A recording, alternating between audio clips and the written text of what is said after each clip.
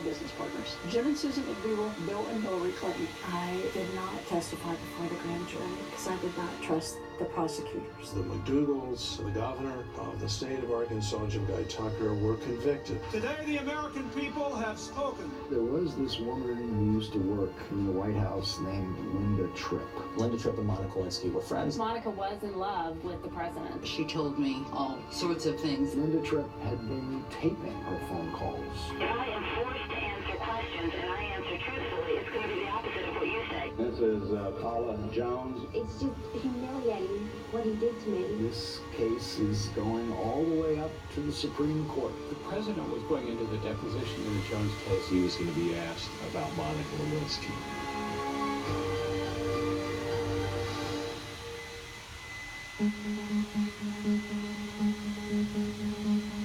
By early January 1998, the investigation of the Clinton administration by Ken Starr's Office of the Independent Counsel appeared to be petering out. The Whitewater investigation was slowing down. We had some things to finish up, but they were not very active. But suddenly, everything changed. Something was abuzz in the office. Jackie Bennett and Paul Rosenzweig and various others were obviously involved in something. Paul Rosenzweig is a lawyer who was working on Rose law firm issues. On January 8th, Rosenzweig was invited to dinner with a former law school classmate, Jerome Marcus, along with attorneys Richard Porter and George Conway. All of whom apparently were part of this group known as the Elves that were assisting the legal team for Paula Jones. Rosenzweig took the next train to Philadelphia from D.C., and as the group dined at a French restaurant on that cold January night, Marcus got straight to the point. We have this woman named Linda Tripp, and she's recorded all these conversations of this young lady, and the president and his people tried to buy her off by getting her a job. Is this something that Starr's office would be interested in? I had an urgent page in those days, pre-cell phones, from my colleague in Washington, Jackie Bennett, and Jackie said, you need to get on the next airplane and come to Washington. The allegations were not shared extensively with the office. It was really just a very, very small group. Bennett and Starr decided that Linda Tripp would need to make contact with the Office of the Independent Counsel herself. Through the Elves, the message was passed along.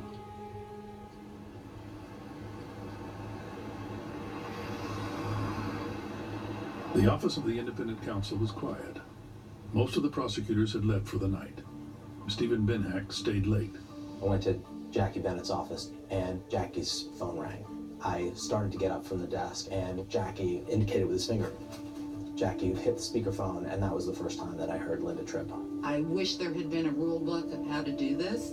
There wasn't, but I had made the decision that come hell or high water, I was sharing this information with the public. Tripp began to cryptically tell the story of the president's sexual affair with a former intern. The president and she had struck up a social and sexual relationship. Subsequently, it became necessary to move her out of the White House because she'd become a distraction, and they found a paid job for her at the Pentagon. He was the most powerful person on the planet, and she was an intern just out of college with an emotional age of 14. Tripp said she possessed tapes of phone conversations between herself and the intern. At that point, Jackie and I picked up Saul Weisenberg, who was in the Jason office, and an FBI agent named Steve Irons. Jackie Bennett said to me, we have a tip about the president supposedly telling a potential witness in the Paula Jones case to lie, and that they're arranging a job for her through Vernon Jordan. We got in Saul's minivan and drove out to Linda Tripp's home. Prosecutors Jackie Bennett, Saul Weisenberg, Stephen Binhack, and FBI agent Steve Irons departed the Independent Counsel's office in Washington and headed towards suburban Maryland. You would have thought from other people's accounts that we were licking our teeth to get to her house and hear this. But we were really not. We assumed that nothing would come of it. We were wrong. The quiet neighborhood was lit only by a few street lamps when the federal investigators arrived just past 11 p.m. We went into her living room. And there, under her Christmas tree, she told us the story from beginning to end of Monica Lewinski and Linda Tripp.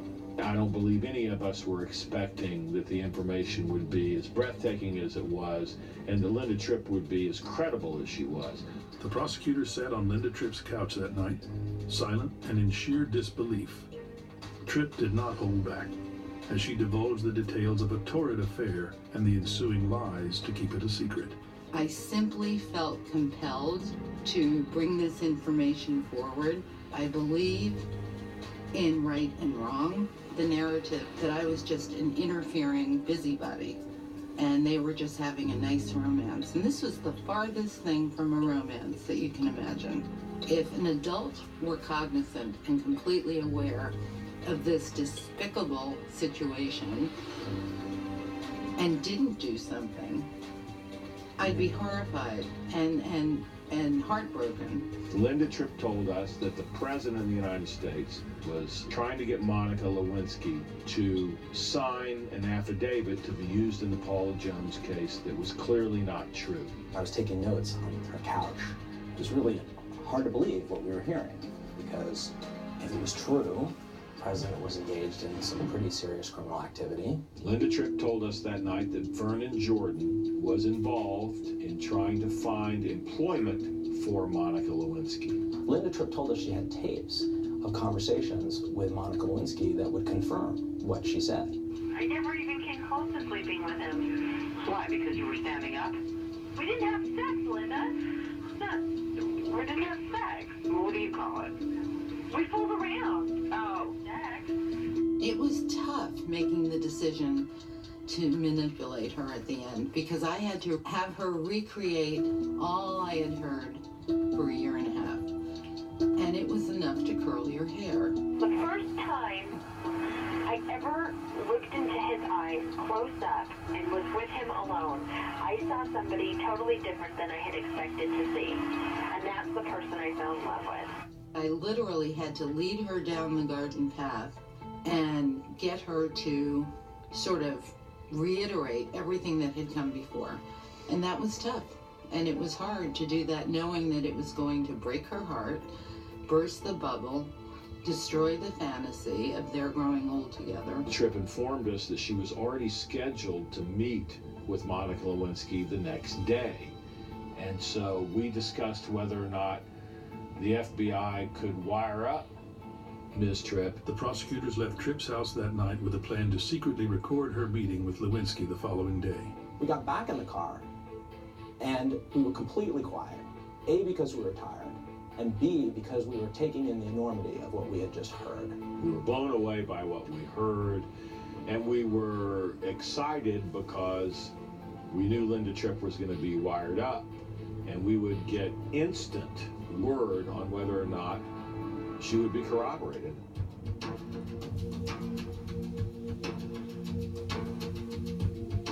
At the Ritz-Carlton in the Pentagon City Mall, Linda Tripp and Monica Lewinsky met for lunch. Only one of them knew that undercover FBI agent